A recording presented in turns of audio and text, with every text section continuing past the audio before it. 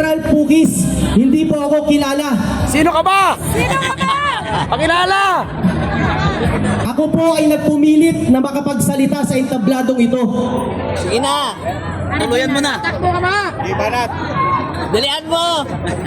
Bilisan mo! Dahil katulad nyo, nandyan lang din ako nung nakaraang buwan.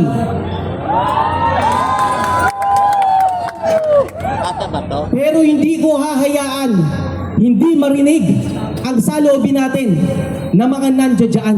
Tama! Napakarami nyo, pero may ilan akong naging mga kaibigan na sa inyo. Oh. Si Kababayan PH, nasaan? Taas ang kamay, Kababayan PH. Palakpakan nyo yan.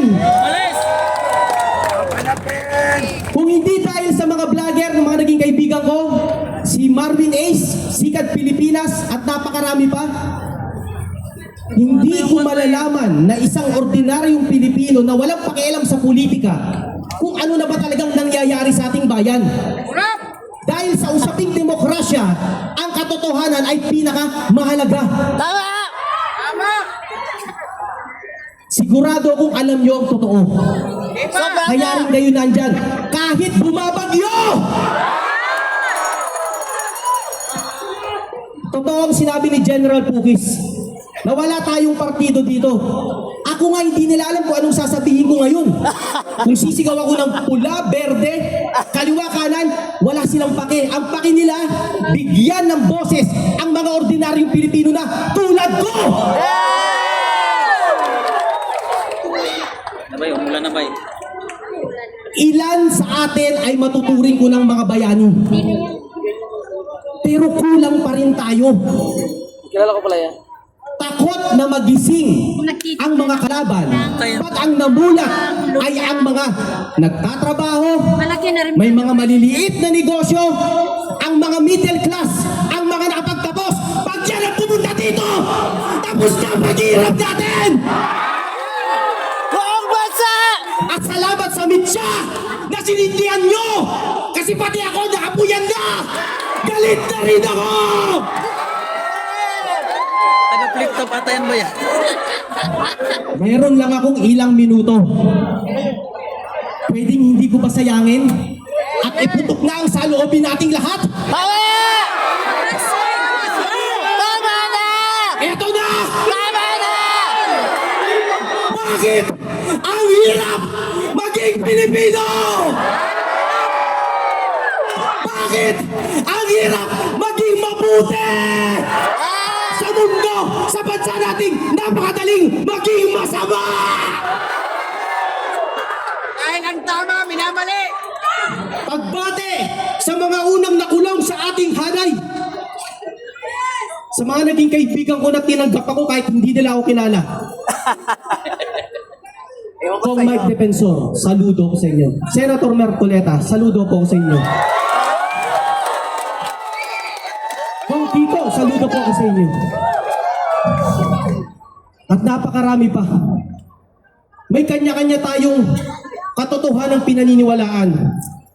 Ang gusto ko lang gayahin nyo sa nakikita nyo sa minutong ito ay kung ano man ang nasa isip yung totoo, panindigan nyo!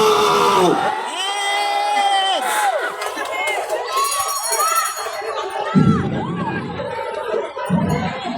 Pwede ba tayong mag-ensayo?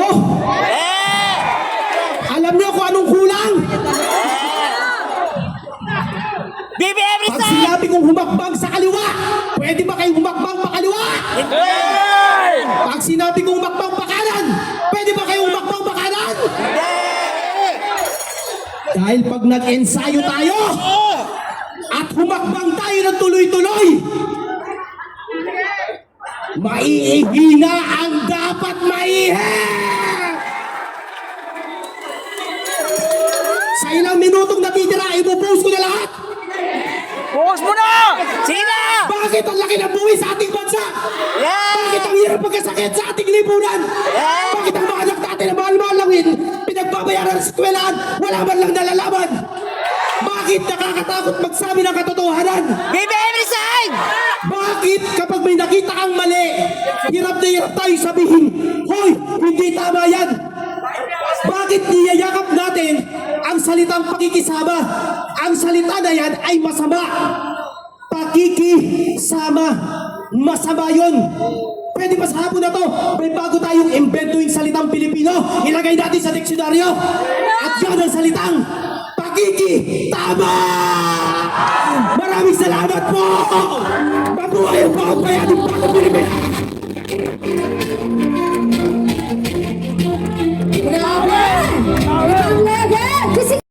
Isang mapagpalang hapon sa ating lahat!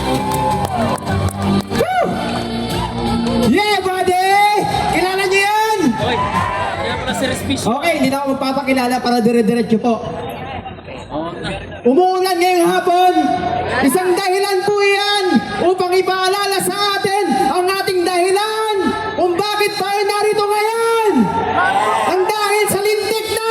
Blood control! Tama! Mga buhaya! Bakit ang isang PWD na simpleng tao lamang ay kailangang lumabas, magsalita sa entabladong ito? Yes! Dahil ramdam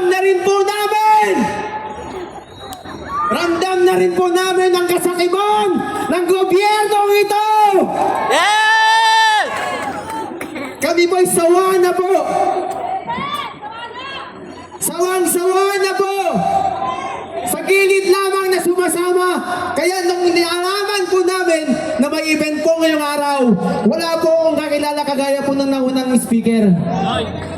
Sinikap ko pong lumapit para maihayag po namin ang aming mga nararamdaman sa gobyernong ito. Sabi ng ating isang general, hindi daw sila bingi, pipi.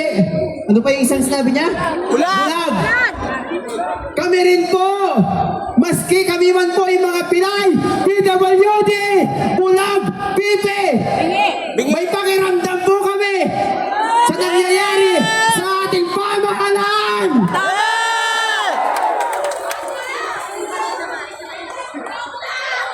Ngayon, nakikita ko po, nung una kong umaten dito, nandun lang po ako sa dulo. Ngayon, nandito na po ako sa stage na to.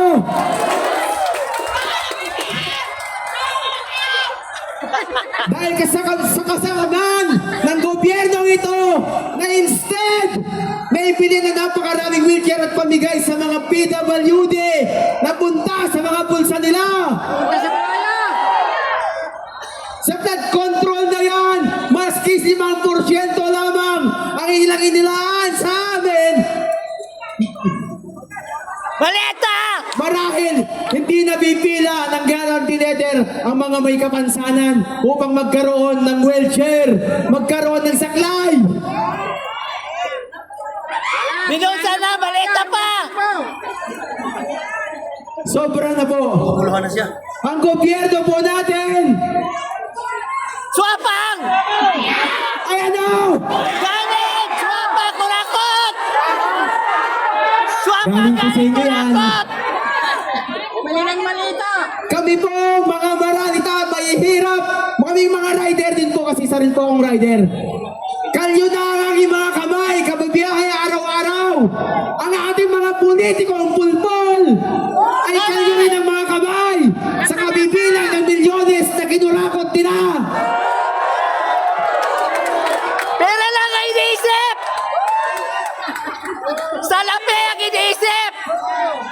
Isa pa yun, mabasa ko. Salamat natin, pinaalala mo. Ang lintik na PhilHealth na sana ay tutulong sa atin. Binusa na! Binawasan pa ang pondo. Si Tiro pa nga eh. Wala na, nasa malita na. Ang promotor si ano? Si Ralph Recto! Muli po, Ralph Recto ang promotor! isinisigaw po namin mga PWD na ayusin po ng gobyernong ito at sana matapos na rin po ang paghihirap ng bansang Pilipinas dahil deserve po natin na magkaroon ng maayos na bansa, ma-deserve natin na maayos na kapaligiran. At ang bahagi yan ay siyang nagpapaalala sa atin ng kung anong ginawa ng gobyernong ito. Tama! Hindi ko na po papahabain kasi medyo masakit din po ang aking paa. Pero ito lang po ang iiwan kong mensahe sa inyo. Pakihandaan niyo po ang mga payong niyo. Joke lang. Tayo po ay hindi titigil hanggang walang managot sa gobyernong ito. Maraming salamat po.